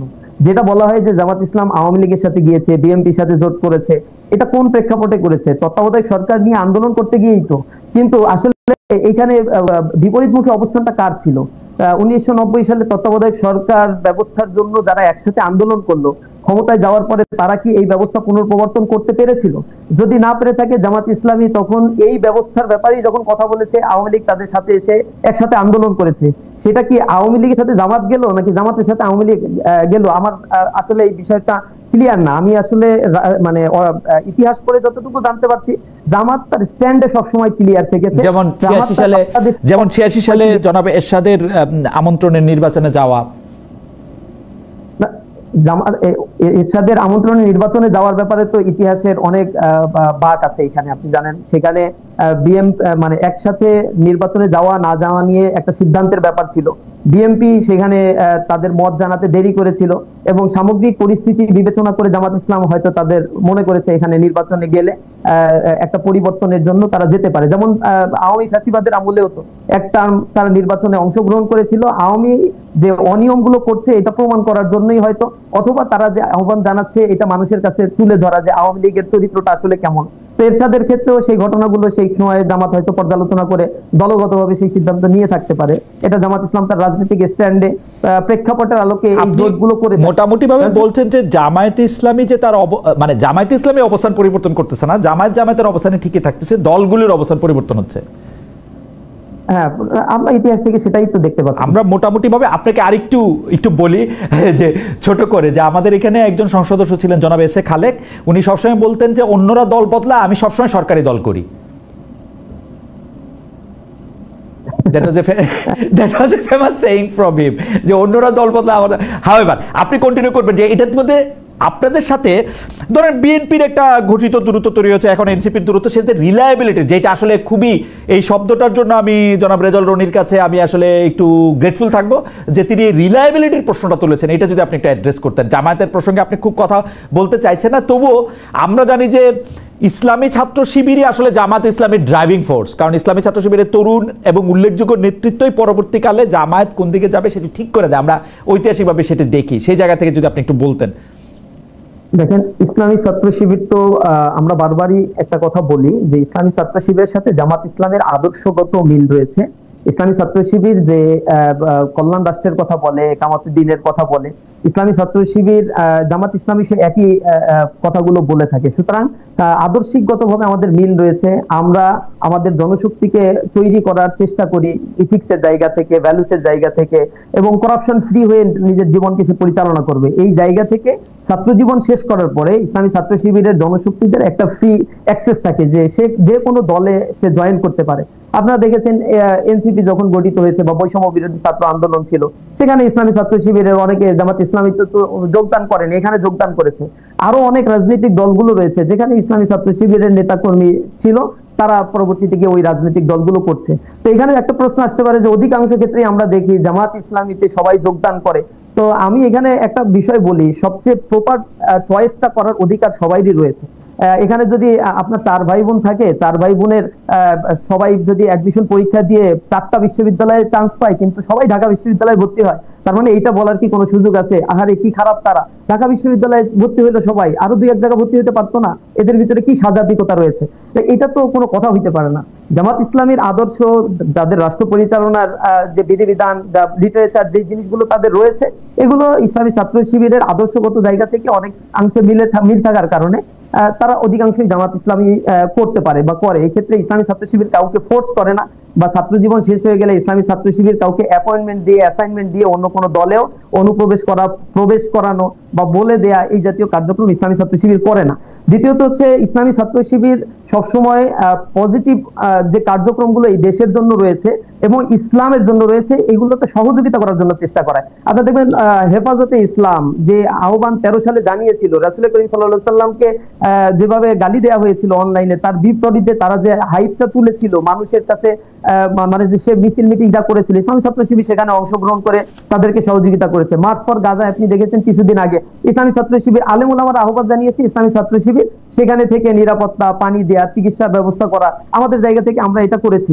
শুধুমাত্র এইটা না, বিএনপি যখন এই যুগপৎ আন্দোলনের জন্য ডাক দিয়েছে ফ্যাসিবাদ আওয়ামী লীগের বিরুদ্ধে, তখন ইসলামী ছাত্র শিবির মনে করেছে এটা ইথিক্সের জায়গা, সুতরাং এই ডাকে সাড়া দিয়ে অবশ্যই রাস্তায় নামা উচিত।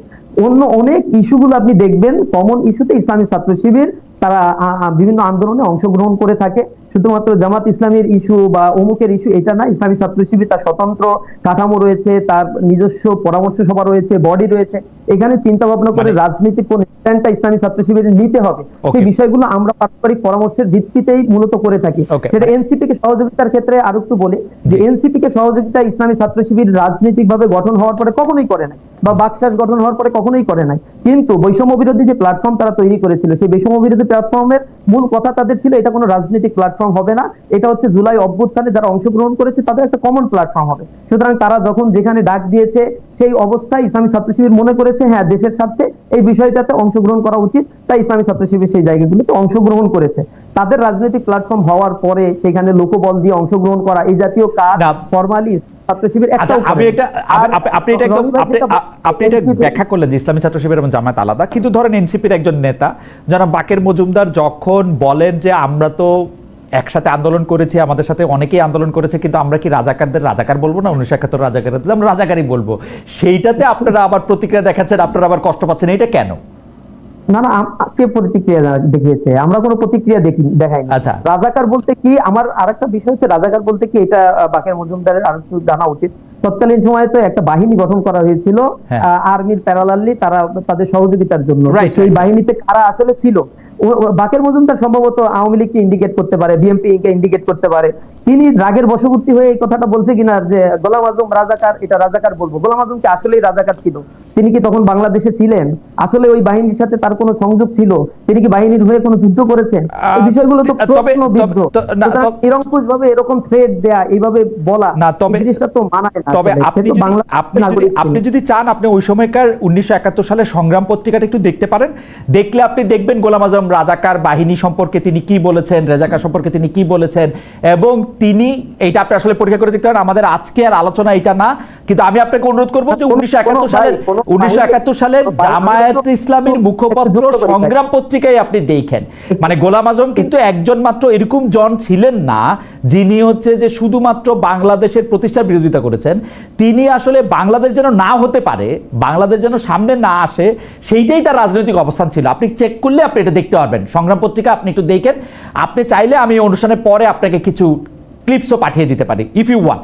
আমি একটু আসছি আপনার কাছে, আমি একটু জনাব রনি আপনার কাছে একটু আসতে চাই একটি প্রশ্ন নিয়ে। সে দুইটা বড় ঘটনা আসলে ঘটছে এইসব, মানে আমি কি বলবো, এই অনুপ্রবেশকারী বা এই কে আসলে ভালো আওয়ামী বিরোধী, কে খারাপ আওয়ামী বিরোধী, কে জামায়াতি আওয়ামী বিরোধী, কে বিএনপি আওয়ামী বিরোধী, এই আলাপ আলোচনার মধ্যে কিন্তু একটা খুবই একাডেমিক জিনিস আমাদের আলোচনায় এসছে। আপনার কাছ থেকে আমরা একটু শুনতে চাই যে এই যে এখন আওয়ামী লীগকে দল হিসেবে কার্যক্রমে নিষিদ্ধ করা হলো এবং তার পরপরই আইসিটিকে এই পাওয়ার দেওয়া হলো যে তারা দল হিসেবে নিষিদ্ধ করতে পারবে, আমার প্রশ্ন হচ্ছে যে এই কারণে কি বিএনপির কোনো শঙ্কার কারণ আছে যে দল হিসাবে তাদের নিষিদ্ধের খাড়ায় পড়ার, যেটা অনেকে বলছেন, কিন্তু বিএনপির প্রসঙ্গটা যদি আমি বাইরে রাখি, এইটা কি বড় পরিসরে আসলে জামায়াতে ইসলামীকে আবার নিষিদ্ধ করার একটা প্রক্রিয়া, যে 1971-এর এটা বলে?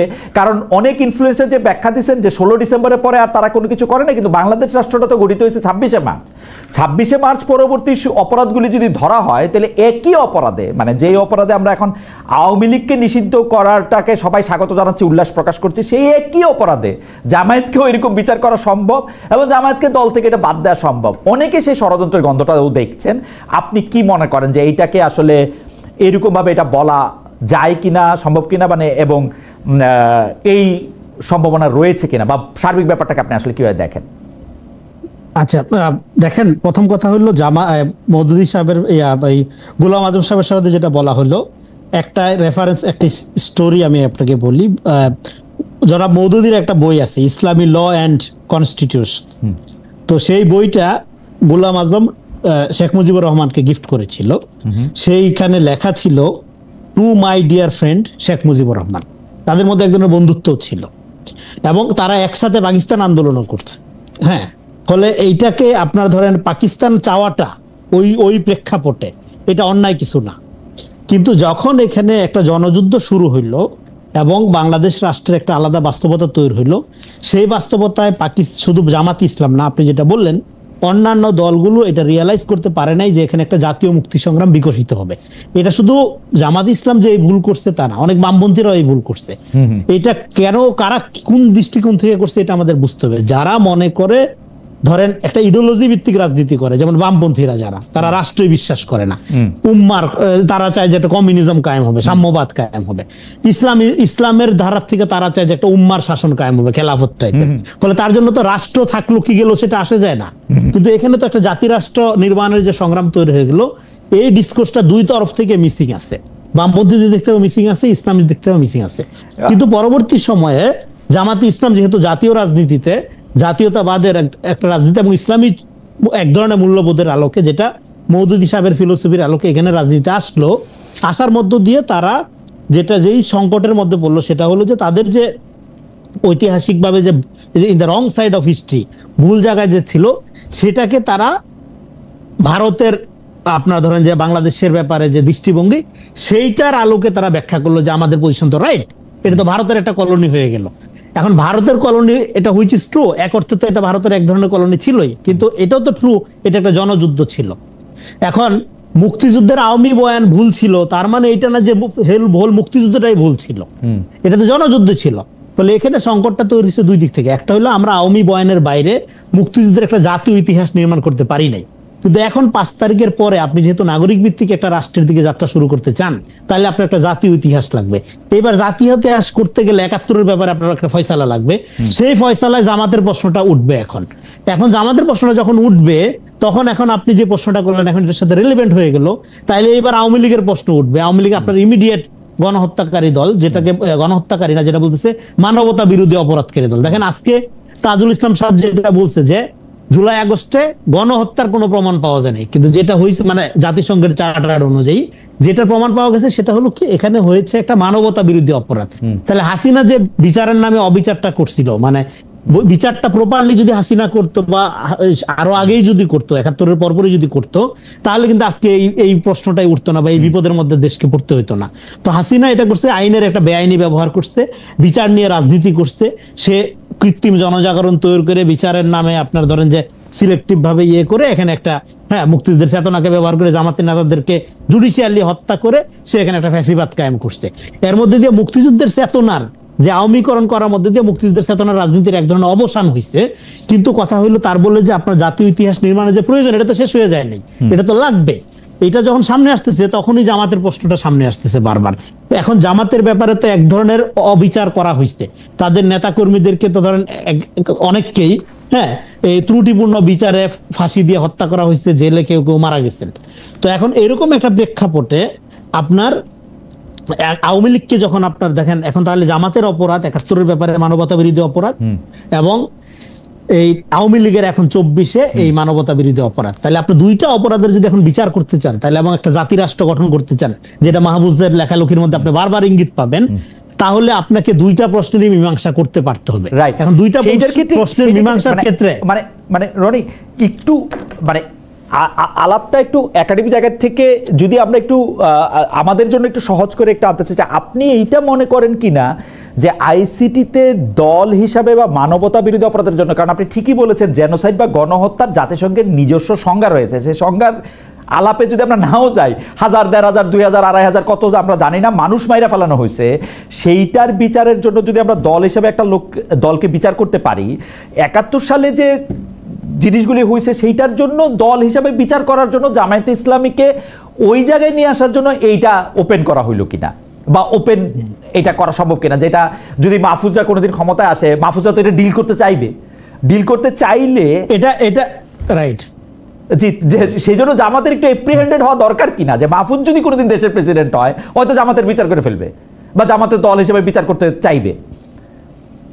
এখন টু বি ফ্রাঙ্ক জামাতকে বিচার করার অবস্থায় একটা সেকেন্ড সাদ্দাম, হ্যাঁ জি রনি আপনি শেষ করেন, রনি আপনি শেষ করেন আপনার বাক্যটা। যে এখন যেটা হলো জামাতকে আর ট্রুলি বিচার করার অবস্থায় নাই, কারণ হলো এখানে অলরেডি জামাতের উপর একটা অবিচার হইছে, হাসিনা যেটা করছে বিচার নিয়ে রাজনীতি করার মধ্য দিয়ে জামাতকে ভুললি পানে, যেটা করতে হবে আপনার জাতীয় ইতিহাসকে আপনার সংহত করার প্রয়োজনে এখানে জামাতকে পার্টিসিপেট করতে হবে, কিন্তু জামাতকে আগায় আসতে হবে, যে দেখো 71-এর ব্যাপারে যেটা গেছে সেটা তো গেছেই, এখানে আমাদের নেতাকর্মীদের আমরা হারাইছি, সেটা কি ছিল সেটা সবাই জানে, কিন্তু 71-এর পরের যে জেনারেশন, এই যে যেমন এই যে শিবিরের কথা আপনি বলতে পারেন, হ্যাঁ, তারপরে এবং পরের যারা জামাতের নেতা তাদেরকে তো আপনি সেই অপরাধের দায় দিতে পারেন না, কিন্তু ইতিহাসের বয়ানের ক্ষেত্রে সেটা এই ভাইও কিন্তু বলছে বারবার যে তারা বাংলাদেশের সার্বভৌমত্বকে অন করে রাজনীতি করে। এখন জামাতের রাজনীতির কিন্তু একটা বড় জায়গা, কিন্তু জামাতকে বা শিবিরকে আপনি যদি শুধুমাত্র একটা রাজনৈতিক পেরিফেরিতে দেখেন তাহলে আপনি পুরোপুরি বুঝতে পারবেন না, এটা একটা social force rather than political force. দেখবেন যে কোনো আন্দোলন সংগ্রামে এই জামাতের একটা অংশ বা শিবিরের একটা বড় অংশ কিন্তু ভ্যানগার্ড আকারে হাজির হয়।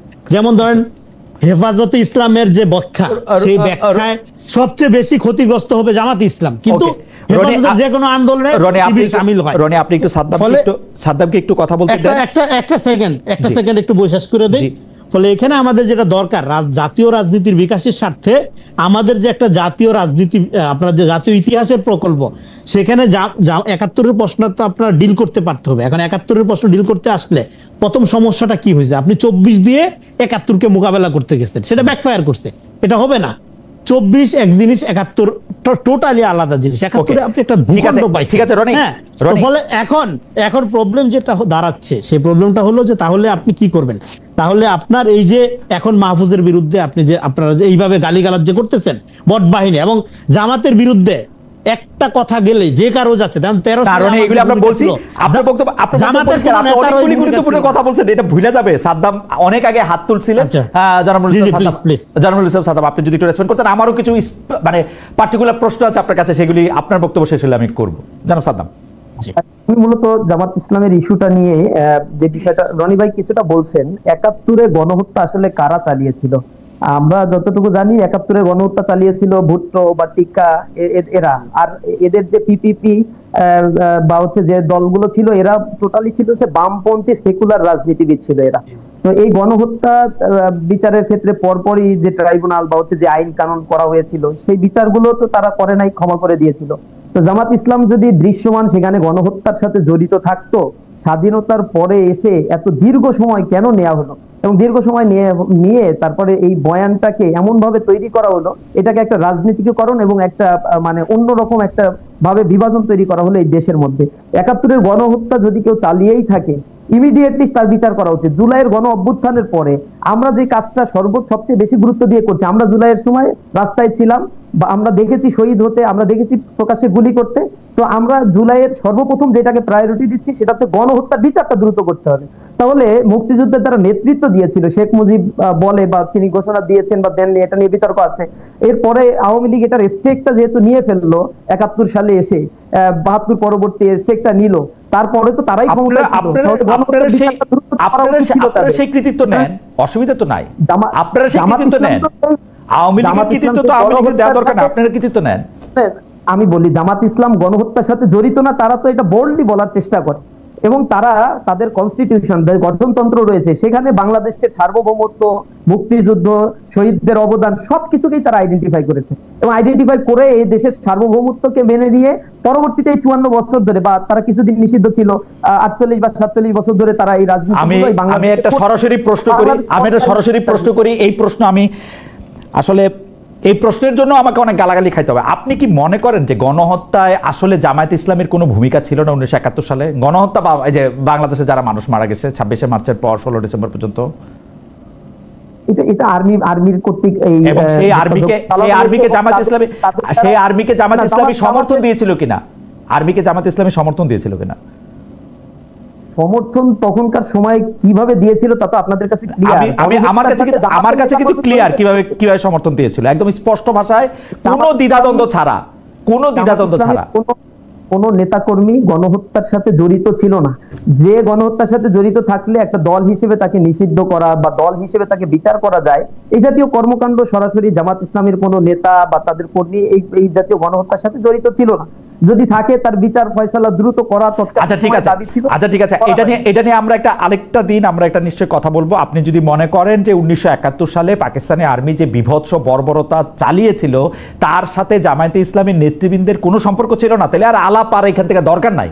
আমার কাছে মনে হয় যে 1971 সালে পত্রপত্রিকা বা আপনাদেরই, এমনকি আপনি গোলাম আজমের একটা বই পড়ে দেখতে পারেন, অধ্যাপক গোলাম আজম জীবনে যা দেখেছি নামে 3 খণ্ডের একটা বই লিখেছেন। এইটা আমার খুব প্রিয় একটা বই, আমি প্রায়ই পড়ি। ওইটা আপনি একটু পড়েও দেখতে পারেন, তাহলে আপনি একটু বুঝতে পারবেন। আমি 3 খণ্ড পড়েছি, আমি জানি না 6 খণ্ড আরেকটা পড়েছে কিনা। আমি 6 খণ্ড, আমি 3 খণ্ড দেখেছি।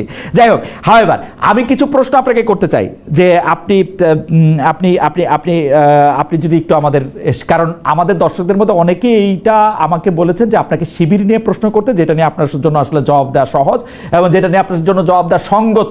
সেই জন্য আমি বলতে চাই যে এই যে ঢাকা বিশ্ববিদ্যালয়ের রাজু ভাস্কর্য সমবেত কণ্ঠে জাতীয় সঙ্গীত হচ্ছে, এইটার ক্ষেত্রে শিবিরের কি বক্তব্য বা শিবিরের কোনো আনুষ্ঠানিক অবস্থান আছে কিনা যে আমরা এটাতে যাইতে চাই না, প্রতিরোধ করতে চাই বা হইতেছে হোক?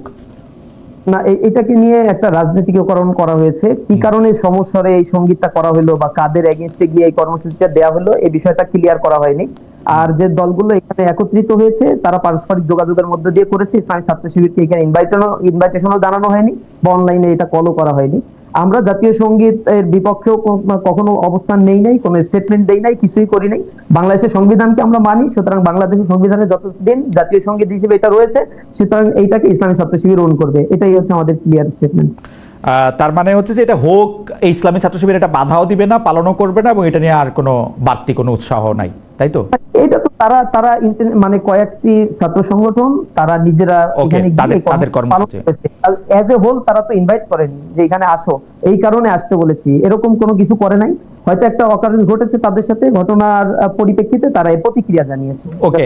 জামায়াতে ইসলামী নারী সংস্কার কমিশনের ঘোর বিরোধিতা করেছে, এই বিষয়ে আপনাদের কি অবস্থান? গত কয়েক মাস ধরে নারীদের চলন বলন নিয়ে অনেক ধরনের তৌহিদি জনতা অনেক ধরনের মব ভায়োলেন্স করেছে, এগুলি কিভাবে দেখছেন? শিবিরে ছাত্রীদের জন্য কেমন সুযোগ? ছাত্রীদের পোশাক আশাক চলন বলন নিয়ে আপনাদের আলাদা অবস্থান আছে কিনা, এটা নিয়েও যদি একটু বলতেন। যে আপনি যেহেতু বলতেছেন যে জামায়াতের অবস্থান আর শিবিরের অবস্থান আলাদা, ছাত্রী শিবির বা ওইটার অবস্থান আপনার কাছে যদি একটু পরিষ্কার করেন। পোশাক আশাক, নারী সংস্কার কমিশন। নারী সংস্কার কমিশনের ব্যাপারে আমাদের বক্তব্য হচ্ছে এই নারী সংস্কার কমিশনটা একপাক্ষিক ছিল, এটাকে আরো ইউনিভার্সাল করার সুযোগ আছে এবং সকলের কথাবার্তা শোনার সুযোগ আছে। এখানে পাহাড়িদের কোনো অংশগ্রহণ আমরা দেখি নাই। এটা একটা বৃহৎ জনগোষ্ঠী আমাদের বাংলাদেশে রয়েছে। এখানে যারা ইসলামী ধর্ম পালন করে, যে নারীরা বোরকা পরে অথবা পর্দা করে, তাদের অংশগ্রহণ আমরা দেখি নাই। সুতরাং এটাকে ইনক্লুসিভ করে সকলের মতামত দেওয়া উচিত ছিল। কোরআনের স্পষ্ট আয়াতের এখানে কিছু ভায়োলেশন করা হয়েছে, যেগুলো আমাদের দৃষ্টিকোণ থেকে যারা ইসলামী দল করে অথবা ইসলামী রাজনীতিকে বিশ্বাস করে তারা মনে করছে কোরআনের এই আয়াতগুলো আমাদের মতো ধর্মীয় মূল্যবোধ সম্পন্ন এই দেশগুলোর জন্য অপ্রাসঙ্গিক। সুতরাং এই বিষয়গুলোতে আরো বেশি কথা বলা বা আরো বেশি অংশীজনদের সাথে এখানে আলোচনা করার সুযোগ রয়েছে। নারী সংস্কার কমিশন যেভাবে গঠন করা হয়েছে এই প্রক্রিয়ার ব্যাপারে আমাদের বক্তব্য হচ্ছে এটাকে আরো ইনক্লুসিভ করা দরকার। আর দ্বিতীয়ত হচ্ছে ছাত্রীদের সুযোগের ব্যাপারে এর আগেও আমরা স্পষ্ট করেছি ইসলামী ছাত্র শিবির শুধুমাত্র ছাত্রদের সংগঠন, তবে নেতৃত্বের ক্ষেত্রে ইসলামী ছাত্র শিবিরে ছাত্ররা অংশগ্রহণ করতে পারে। কিন্তু ছাত্রীদের নিয়ে ইসলামী ছাত্র শিবির তাদের সকল কার্যক্রমে, ইসলামী ছাত্র শিবিরের সকল কার্যক্রমে ছাত্রীরা অংশগ্রহণ করতে পারে।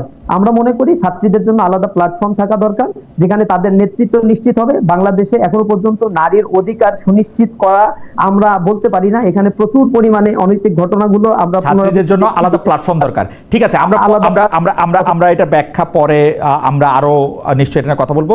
শেষ প্রশ্ন আপনার জন্য, সেটা হচ্ছে যে বাংলাদেশের ছাত্র রাজনীতির চর্চা শুরু হয় কলেজ লেভেল থেকে, কিন্তু গত 8-9 মাসে আমরা দেখেছি যে বেশ কিছু প্রচারপত্র ফর্ম, যেখানে 6-7 পড়া শিক্ষার্থীদের কাছেও শিবিরের সদস্য সমর্থক ফর্ম দেওয়া হয়েছে। বিষয়টি ঠিক কিনা শুধু যদি আপনি এটা বলেন। ইসলামী ছাত্র শিবির 6 থেকেই তাদের সাংগঠনিক কার্যক্রমে ছাত্রদেরকে ইনভাইট করে থাকে, যারা সমর্থক হয় ফর্ম পূরণ করতে পারে। তবে স্কুলের ছাত্রদের নিয়ে আমাদের এক্সেপশনাল কিছু কর্মসূচি থাকে।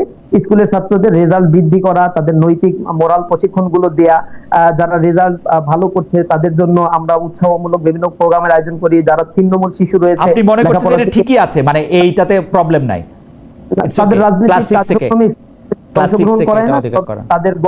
তাদের গঠনমূলক কার্যক্রমের জন্য ক্লাস 6 থেকে অবশ্যই ছাত্র সংগঠন, যেহেতু ছাত্রদের মাঝে ইসলামী ছাত্র শিবির কাজ করে থাকে। আমার এটা শেষ প্রশ্ন, কিন্তু এই প্রশ্ন আপনাদের দুজনের জন্যই।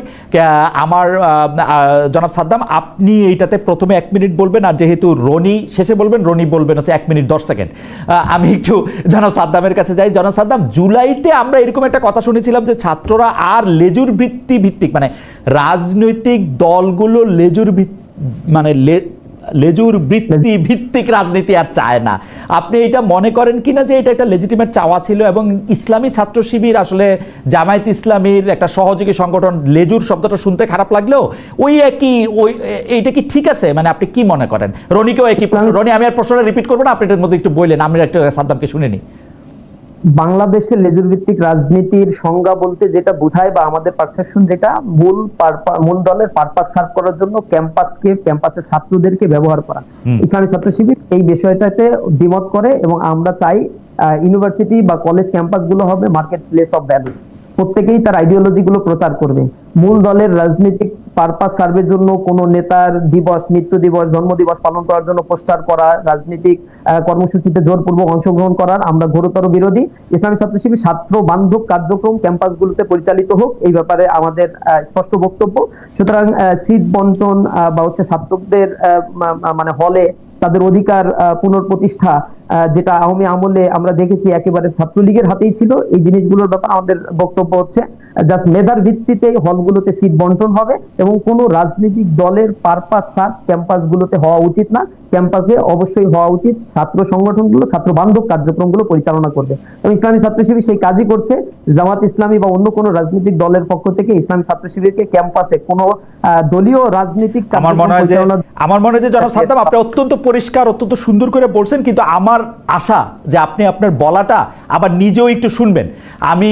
আমি আপনাকে এই অনুরোধই আজকে করলাম। জনাব রনি, আপনি যদি 1 মিনিটে একটু বলেন যে আসলে লেজুর জি, প্রশ্ন রিপিট করছি না। জি, দেখেন, আলাপটা শেষ হয়ে গেল, জামাতের ব্যাপারে কথা বলার সুযোগ নাই, 1 মিনিট মাত্র সময়। এখানে নীতি এবং কৌশলের একটা আলাপ আসলো, আপনার প্রশ্ন থেকে বুঝতে পারলাম। দেখেন, জামাত রাজনীতি করতে গিয়ে মাঝে মাঝে সে তার কৌশলকে প্রাধান্য দিতে গিয়ে অনেক সময় নীতির থেকে সরে গেছে, বা নীতি ছাপিয়ে তার কৌশল প্রধান হয়ে উঠছে, যেখানে অনেক ধরনের সংকট জাতীয় রাজনীতি তৈরি হয়েছে, শুধু জামাতের মধ্যে তৈরি হয়েছে তা না। যাই হোক, এখন লেজুর ভিত্তিকরা যে রাজনীতির কথা আপনি বললেন, এইটা একটা ফালতু আইডিয়া। হ্যাঁ, আমাদের 5 তারিখের পরে সবচেয়ে বেশি লাগবে রাজনীতি, এবং অবশ্যই ছাত্ররা রাজনীতি করবে। আপনি রাজনীতি না করার কাফফারা হইলো আপনি আপনার চেয়ে অযোগ্য লোক দ্বারা শাসিত হবেন। কিন্তু কোন ধরনের রাজনীতি? প্রশ্ন হলো কোন ধরনের রাজনীতি? বাংলাদেশে 5 তারিখের পরে আমরা আর কোনো ক্যাডার ভিত্তিক রাজনীতি দেখতে চাই না, আমরা আর কোনো চেতনামূলক রাজনীতি দেখতে চাই না। আপনার ক্রিটিক নেওয়ার ক্ষমতা থাকতে হবে। আপনার দল অনেক ভালো আপনার কাছে, দুধে দোয়া তুলসী পাতা, কিন্তু আমি নাগরিক হিসাবে সমালোচনা করবো, এটা নিতে পারতে হবে। এই জন্য আমাকে অকথ্য ভাষায় গালিগালাজ করা যাবে না, এই জন্য আমাকে হুমকি ধামকি দেওয়া যাবে না। 20 সেকেন্ড এটা বলতেন, লেজুর ভিত্তিক রাজনীতি শিবির জামাতের লেজ কিনা? শিবির জামাতের লেজ কিনা না, তারা আনুষ্ঠানিকভাবে যে ঘোষণাটা দিছে যে জামাত ইসলামের সাথে শিবিরের কিছু পার্থক্য আছে, কিন্তু তারা একই আদর্শের রাজনীতি করে, লেজ না। তারা একে অপরের পরিপূরক, লেজ হইতে যাবে কেন?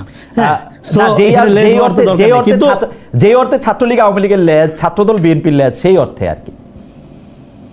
না না, সে তো লেস হবে কেন, পরিপূরক। সে ধরেন একজন যে শিবির করতেছে ক্যাম্পাসে, সে বড় হয়ে কি ছাত্র ইউনিয়নের নেতা হয়? সে কি আপনার গণসংহতি থেকে নির্বাচন করে, নাকি বিএনপিতে এসে জয়েন করে? না, সে কি করে? জামাতে যায়। শব্দের খেলার তো দরকার নেই, আপনার যেটা প্রকাশ্য রাজনীতি করতে দিতে হবে, কিন্তু কোন ধরনের রাজনীতি? হ্যাঁ, এটা শব্দের খেলা দিয়ে লাভ নেই, জনগণকে বোকা বানানো দরকার নেই। এই জন্য আমি বলতেছি কি, আপনার ট্রান্সপারেন্সি দরকার। আপনি যে দলই করেন, হ্যাঁ, আপনি ট্রান্সপারেন্ট হন, তাহলে জনগণের আস্থা অর্জন করতে পারবেন আপনি। এবং আপনি দেখেন জামাত ইসলাম এখনো পর্যন্ত কিন্তু ওই লেভেলে বিকশিত হয়নি। কৃষক শ্রমিকরা এখনো পর্যন্ত এই দলের সাথে সংযুক্ত হয়নি। কিন্তু আমি বলতেছি সমাজে এই দলের একটা হিউজ পটেনশিয়ালিটি আছে, তারা সামাজিক আন্দোলনে খুব ভালো, কিন্তু রাজনীতিতে যাই আমার মনে হয় যে জনাব রেজাউল করিম রনি, আপনি অত্যন্ত চমৎকারভাবে বিষয়টি ব্যাখ্যা করেছেন, অত্যন্ত সুন্দর বলেছেন জনাব নুরুল ইসলাম সাদ্দামও। তাই তিনি তার অবস্থান, দলের অবস্থান, ইসলামী ছাত্র শিবিরের অবস্থান সবগুলি বিষয়ে খুব পরিষ্কার করে ফুটিয়ে তুলেছেন। আমরা সেই জন্য দর্শকদেরও অনেক বড় অংশগ্রহণ ছিল, সেজন্য আমরা মূল অনুষ্ঠানের থেকেও একটু বেশি সময় আমরা কথা বললাম। আমরা আপনাদের দুজনের কথাতেই অনেক আলোকিত হয়েছি। দর্শক